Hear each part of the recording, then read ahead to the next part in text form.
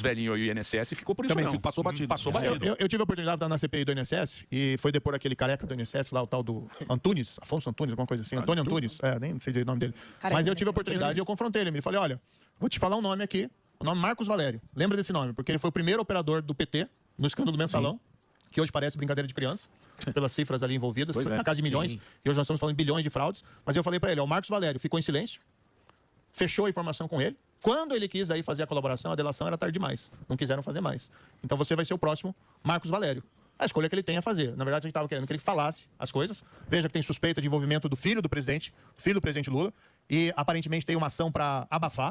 A gente não pode afirmar isso com certeza, mas essa troca que houve do delegado na investigação do inquérito do INSS não foi explicada até hoje pelo governo Lula. Então isso gera uma grande preocupação. Gera dúvida, né? Será que o sistema ele vai ser forte o suficiente para impedir a delação do Vorcaro? Vai colocar ele em liberdade? Se acontecer, colocá-lo em liberdade, e a gente vai ver agora pelo pai dele, é uma vergonha para o nosso sistema de justiça. Espero que isso não aconteça, porque os elementos que levaram à decretação da prisão, que foram utilizados pelo ministro André Mendonça, foram muito consistentes. Me parece que o ministro Fux, inclusive, já votou favoravelmente a manutenção da prisão do pai do Vorcaro, o padrinho, não sei direito como é que é essa história. Sorita, lá no comecinho da Lava Jato, em 2014, a gente fez uma operação prendendo os grandes empreiteiros do país, bilionários, indo para trás das grades em fila. E o Carlos Fernando, que era o procurador mais experiente da Lava Jato, aquele de cabelo branco, com uma barbichinha, ele fez uma aposta conosco. Ele olhou para nós e falou, olha, amigos, o sistema ele sempre se acerta. Eu aposto com vocês que essas pessoas não vão passar o Natal presas. E eu apostei com ele, e ele acabou perdendo e pagou um almoço para todo mundo lá, uma janta para todo mundo na Força Tarefa.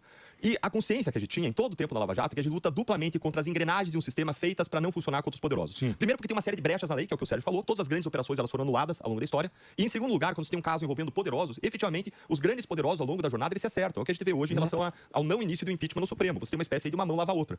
Então a gente sempre teve essa consciência. Agora, se você for parar quando alguém fala que é difícil, a gente não teria tido uma Lava Jato. A Lava Jato só foi possível porque muita gente trabalhou duro, usou competência, estratégia e acreditou. Da mesma forma, agora, contra as probabilidades, a gente teve um sorteio do caso Massari que caiu com quem? Com o André Mendonça. Vou falar pra vocês que, olha, eu rezei, eu orei. Quando eu fiquei sabendo que esse caso ia ser sorteado, eu rezei pedindo pra esse caso parar exatamente nas mãos do ministro André Mendonça, que, ao meu ver, é o mais técnico, é o mais independente, é alguém que tem experiência em combate à corrupção, fez formação, inclusive, acadêmica em Sevilha, na Espanha, em combate à corrupção, trabalhou na CEJU, trabalhou em casos da Lava Jato, sempre uma pessoa muito firme, muito correta em tudo que fez junto a gente na Lava Jato.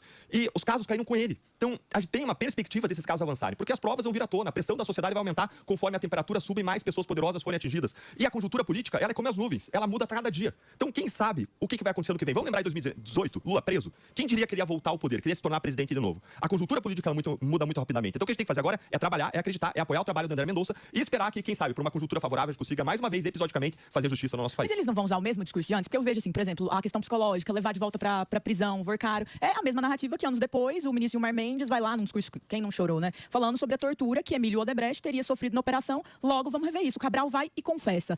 Outros confessam, devolvem dinheiro, bilhões.